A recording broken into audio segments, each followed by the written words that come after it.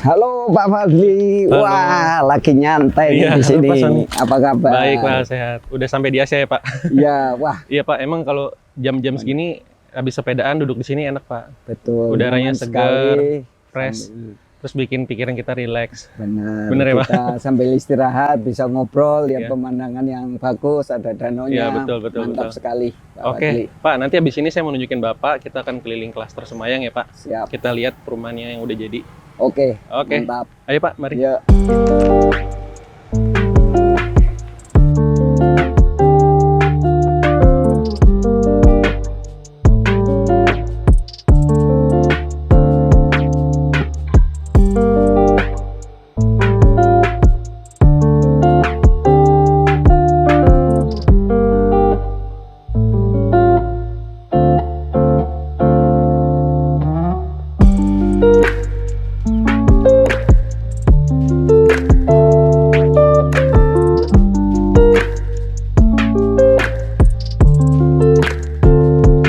Ya, Bapak Ibu, kita sudah sampai di Rumah Contoh Sentarum. Setelah kita tadi keliling-keliling ke klaster Semayang, di sebelah saya udah ada Pak Sony. Selamat Pak siang. Sony boleh perkenalin dirinya udah dulu Pak? Halo, nama saya Sony Wahyudi. Saya sudah bersepeda sejak tahun 89 sampai hari ini. Itu adalah hobi saya sampai hari ini. Senang sekali bisa diundang di Asia untuk melihat klaster dan rumah contoh di Asia ini. Oke Pak, sebelum kita masuk, ini kebetulan Pak Sony sedang bawa beberapa sepeda ya Pak. Ya. Mungkin boleh dijelasin dulu Pak, ini tipenya apa aja, terus keunggulannya dari masing-masing sepeda ini. Ya, oke. Iya. Hari ini saya membawa 5 sepeda, tapi ini tipenya sama. Yang di sini adalah Tyrrell dari Jepang. Dia namanya tipe FX. Ya, sepeda lipat dengan roda 20 inch. Nah, ini dari Jepang. Keunggulannya dia adalah sepeda yang kalau dipakai ngebut itu cocok. Kalau mau ngebut pakai ini. Warnanya juga pastel gini ya Pak? Ya, warnanya Cerah-cerah sangat ya? menarik, eye catching gitu. Oke. Nah, yang kedua ini adalah sepeda Molton, sepeda yang klasik dari Inggris. Sepeda ini diutamakan bagi mereka yang ingin naik sepeda dengan nyaman, ya, karena ada suspensi depan belakang. Oke. Terus Nah. dari rangkanya juga unik ya Pak ya? Iya, ini Teralis gitu ya Pak? bentuknya? betul. Ini yang menjadi keunikan dari sepeda Molton ini adalah desainnya. Oke. Nah, ini seperti jembatan atau seperti tiang listrik yang gede itu. Oke. Nah, kalau ini sepeda ini namanya tipe Tyrrell IVE, sepeda lipat dengan ban 18 inci. Ini sama dari Jepang. Nah, yang sebelah paling pojok adalah Brompton. Brompton mungkin sudah terkenal sekali dari Inggris. Nah, sepeda ini keunggulannya adalah lipatannya sangat kecil dan rapi, sehingga mudah sekali untuk dibawa kemana-mana. Ini untuk paling traveling. populer ya Pak ya? Paling populer. Oke. Oke, Ya, oke Bapak Ibu, itu dia penjelasan singkat dari Pak Sony. Nanti kita akan ngobrol lebih lanjut di dalam. Oke, kita masuk ke dalam ya Pak. Ya. Ya, Bapak Ibu, sekarang kita sudah berada di dalam rumah contoh Sentarum. Tepatnya kita sudah berada di area living room. Nah, bersama saya dengan Fadli dan sebelah saya ada Pak Sony. Kali ini kita akan ngobrol-ngobrol lebih santai lagi ya Pak. Setelah Ya. kita udah tadi ketemu di pinggir danau, terus kita keliling ke klaster Semayang. Sekarang sudah ada di living room di Sentarum. ya. Oke Pak, pertanyaan pertama nih Pak terkait dengan sepeda. Dalam olahraga sepeda itu manfaat yang paling utama itu apa sih Pak yang dirasakan? Dalam olahraga sepeda, terutama sepeda, untuk meningkatkan kebugaran kita. Nah, nanti dalam jangka panjangnya akan meningkatkan daya tahan tubuh kita. Kalau kita aktif berolahraga, terutama kalau saya dengan bersepeda. Betul, setuju Pak. Ya. Oke Pak, selanjutnya bagaimana sih Pak teknik bersepeda untuk pemula? Apa ada teknik-teknik khusus yang harus mereka pelajarin, mereka lakukan gitu Pak? Ya, betul sekali. Untuk semua olahraga pasti dibutuhkan teknik-teknik khusus. Nah, demikian juga dengan olahraga bersepeda, ada teknik-teknik bagi pemula yang pingin melakukan berolahraga sepeda. Nah, pertama-tama adalah mengetahui gimana cara naik sepeda yang benar, karena itu merupakan basic ya kalau kita bersepeda. Nah, kalau untuk langkah selanjutnya, kalau kita ingin mencapai suatu performa yang lebih baik, tentu aja ada teknik berikutnya yang perlu dipelajari. Nah, contohnya ada yang namanya latihan cadence, ada namanya latihan power, ada latihan endurance, dan kombinasi dari itu, Pak. Oke, jadi seperti itu. Setuju Pak, jadi basic-basic yang harus dipelajari seperti Bapak katakan. Nanti Bapak Ibu bisa mempelajari juga tuh lebih detail di video-video di sosial media, mungkin bisa lebih cari tahu di situ ya. Oke, selanjutnya pemanasan seperti apa sih Pak yang harus dilakukan saat mau mulai bersepeda untuk menghindari cedera pada otot gitu Pak? Ya, pemanasan biasanya seperti biasa kita lakukan stretching, Ya. Terutama otot dari pinggang ke bawah. Punggung juga perlu karena punggung juga digunakan pada waktu bersepeda Untuk menopang ya Pak? Iya, betul. Nah, otot-otot kaki itu yang terutama, tapi otot bagian atas juga perlu kita stretching supaya kan kita pegang handlebar dalam jangka waktu yang cukup lama, 1 jam gitu. Nah, jadi perlu juga di stretching. Nah, terus kalau kita bersepeda mula-mula ya speednya jangan tinggi dulu, disesuaikan speed rendah, menengah supaya jantung kita siap, otot kaki kita juga siap. Kira-kira seperti itu, Pak. Ya. Nah, itu Bapak Ibu bagi yang mau mencoba buat pemula, itulah teknik atau pemanasan yang harus dilakukan ya untuk terhindar dari cedera pada otot. Ya. Untuk di saat pandemi sekarang ini kan orang sudah memakai masker ya Pak untuk terhindar dari terkena virus. Terus untuk yang bersepeda apakah wajib menggunakan masker? Karena ini menjadi sebuah dilema ya Pak. Ya. Kalau kita pakai masker nanti pernapasan kita kurang lancar. Tapi kalau kita lepas masker takut ada pikiran akan terkena oleh virus. Ya. Menurut Bapak seperti apa? Ya, untuk pemakaian masker itu memang dianjurkan karena di saat pandemi ini kita kan nggak tahu virus itu adanya di mana.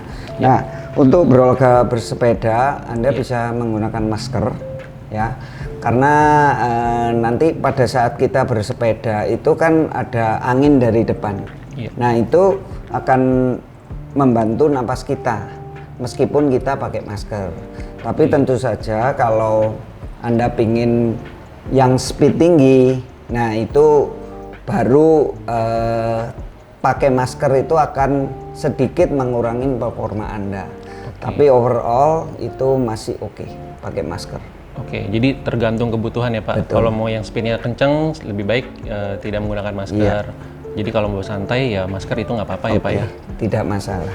Oke Pak, selanjutnya apakah kalau kita bersepeda di malam hari nih Pak, itu apakah efeknya lebih sehat dibanding kita bersepeda di pagi hari? Karena kalau di malam-malam kan sepengetahuan kita bahwa tumbuhan juga menyerap oksigen nih Pak. Nah itu bagaimana menurut pandangan dari Pak Sony? Ya. Idealnya bersepeda itu adalah di pagi hari dan di sore hari. Kira-kira sekitar kalau sore ya mulai jam 4 sampai kira-kira jam 6 atau setengah 7. Kalau malam hari masih oke juga, cuma biasanya itu kalau intensif dilakukan biasanya sih lebih baik pagi atau sore. Malam hari itu karena gini, kalau kita latihan malam hari di outdoor mungkin kalau berhubungan dengan napas sih nggak masalah.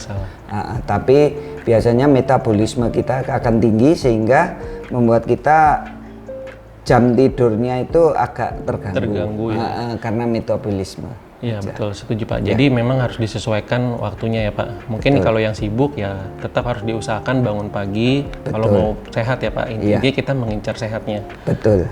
Oke.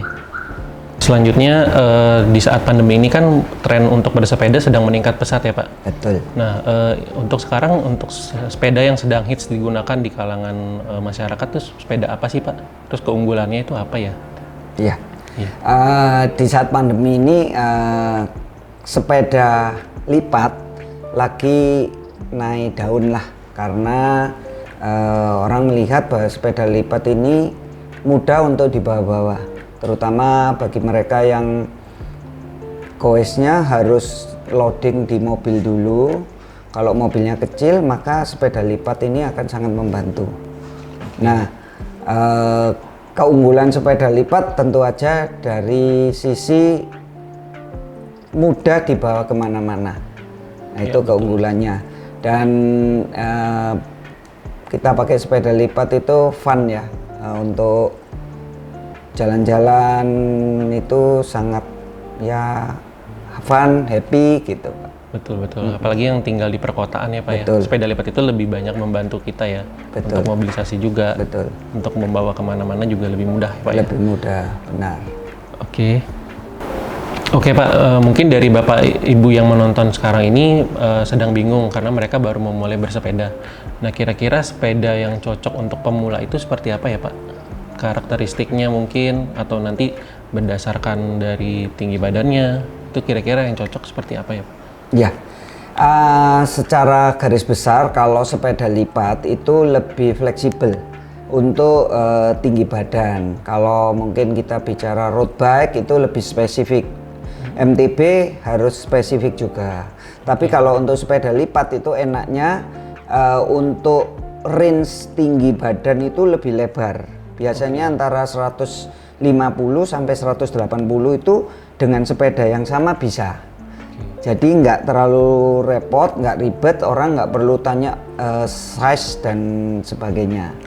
Nah, jadi fleksibel sehingga sepeda lipat ini banyak orang beli bisa untuk gantian gitu, sama pasangan atau sama anak itu bisa dipakai kalau sepeda lipat. Jadi lebih universal ya Pak untuk sepeda lipat ini ya? Lebih fleksibel gitu. Mau tinggi badannya yang Bapak sebutkan dari 150 ke 180. Betul. Berat badan juga nggak masalah ya Pak ya? Berat badan sih nggak masalah, kecuali biasanya batasannya itu di atas 110 kilo. Di atas 110 kilo ya Pak, untuk sepeda lipat ya? Iya, itu di bawah 110 kilo itu aman. Aman ya? Pasti aman. Ya itu dia Bapak Ibu, itu sebagai satu tips untuk memilih sepeda bagi kalian untuk yang pemula ya? Iya. Oke Pak, dari berbagai macam tipe sepeda yang ada di pasaran ini, apakah kita harus memilih satu tipe yang tepat untuk dipakai di suatu medan misalnya Pak? Itu harus kita pilih yang seperti apa ya Pak misalnya? Iya, benar sekali. Pemilihan jenis sepeda itu perlu kalau kita mau melewati tipe-tipe jalan lah. Saya ambil contoh yang ekstrim, misalnya kalau kita off-road ya pakai MTB ya, mountain bike. Kalau Anda di jalan di sekitar Anda jalan raya yang mulus bisa pakai road bike. Nah, tapi kalau Anda ingin lebih simple, sepeda lipat. Sepeda lipat itu fleksibel, masuk jalan kecil juga bisa. Istilahnya jalan perkampungan atau jalan di pedesaan juga oke. Betul. Di jalan halus pun sepeda lipat sangat oke. Jadi overall sepeda lipat itu lebih masuk ke setiap medan ya Pak? Betul. Ya? Kecuali memang yang jalannya... Kecuali off-road. Iya, kecuali off-road ya, itu harus MTB ya Pak? Iya, betul. Oke Pak, biasanya sepeda pun tidak terlepas dari namanya modifikasi ya Pak, apalagi yang bagi pecinta modifikasi. Nah, apakah ada spare part khusus yang bisa digunakan untuk meningkatkan si performa sepeda itu? Iya. Pak, seperti apa? Kalau untuk saya ngomong di sepeda lipat ya, sepeda lipat banyak sekali spare part untuk dimodifikasi. Karena sepeda lipat ini termasuk jumlahnya banyak. Saya ambil contoh Brompton, itu banyak sekali perusahaan-perusahaan, pabrik-pabrik membuat spare part modifikasi untuk Brompton. Ada yang untuk meningkatkan kualitas, meningkatkan performa, ada juga yang hanya untuk variasi, untuk mempercantik gitu, memperkeren sepeda. Nah, itu banyak sekali, hampir setiap bagian dari sepeda Brompton itu bisa dimodif. Ya, saya mulai dari wheelsetnya, dari cranknya, terus dari pernak-perniknya, roda kecilnya, itu semua ada pabrik yang membuat modifannya. Gitu. Untuk modifannya. Iya. Termasuk sepeda lain pun juga tersedia ya Pak di pasaran banyak. Iya. Sepeda lipat yang lain juga banyak spare part modifnya. Oke. Mungkin ada ini nggak Pak saran? Kan kadang suatu modifikasi itu bisa menurunkan performa atau bisa membuat celaka gitu ya Pak. Betul. Menurut Bapak nih kira-kira bagian mana sih yang kayaknya nggak boleh nih sama sekali untuk diganti? Nah, bagian-bagian yang terutama itu kalau sepeda lipat di bagian sambungan, karena itu sangat rawan ya. Kalau kita bersepeda terus sambungannya biasanya kan pakai namanya hing clamp gitu yang diulir. Kalau itu sampai terjadi masalah, kita bisa jatuh. Bisa celaka ya Pak? Iya, untuk sepeda lipat itu krusial sekali. Oke. Ya. Ya itu Bapak Ibu, jadi nggak sembarangan bisa memodifikasi ya, meskipun bentuknya bagus atau warnanya lebih menarik untuk kita lihat, tapi itu nggak boleh sembarangan kita ganti. Betul. Iya.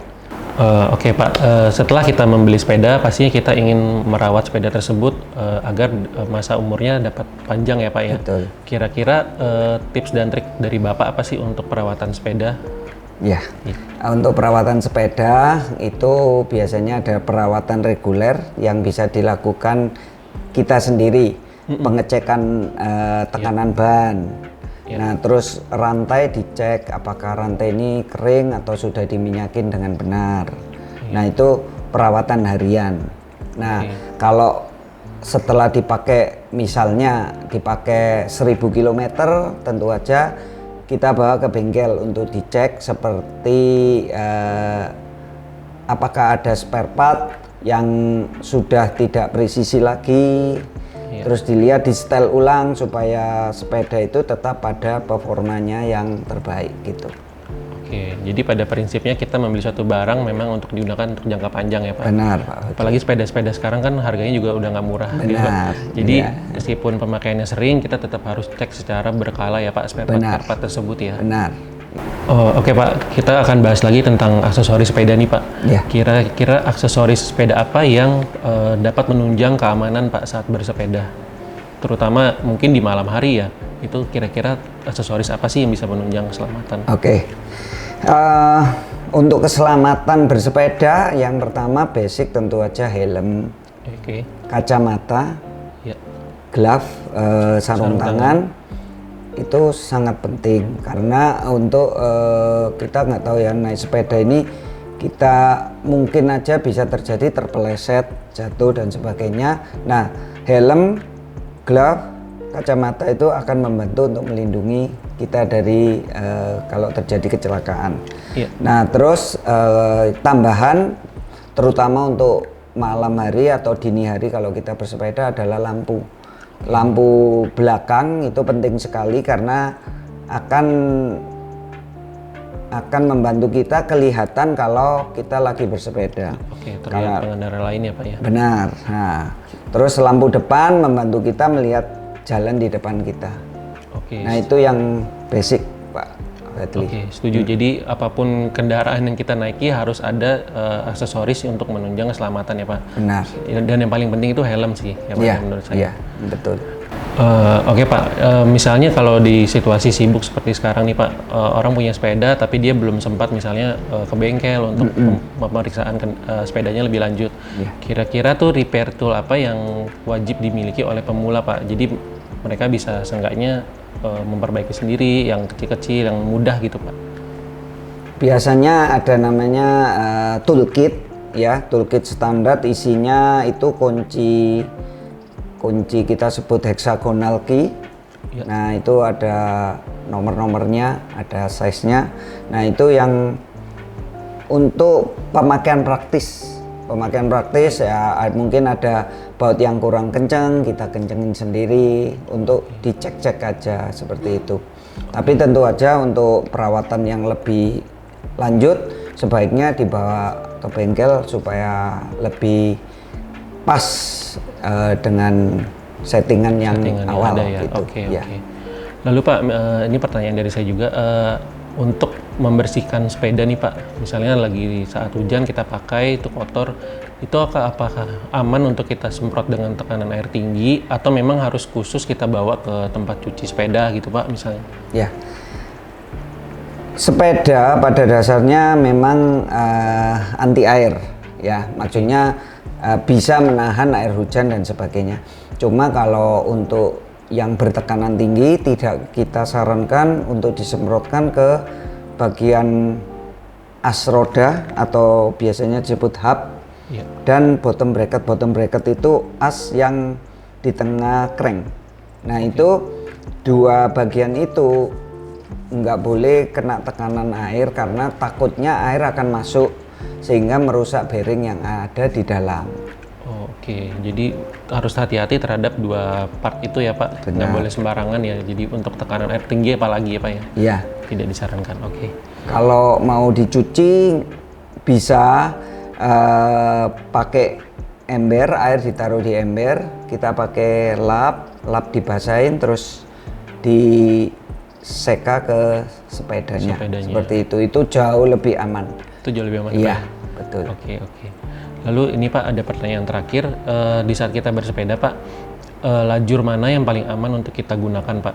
Terus kalau kita mau untuk berpindah jalur misalnya, itu seperti apa Pak tipsnya dari Bapak? Ya, tentu aja kalau di jalan raya sepeda itu tempatnya adalah di sebelah kiri jalan untuk di Indonesia ya, sebelah paling kiri.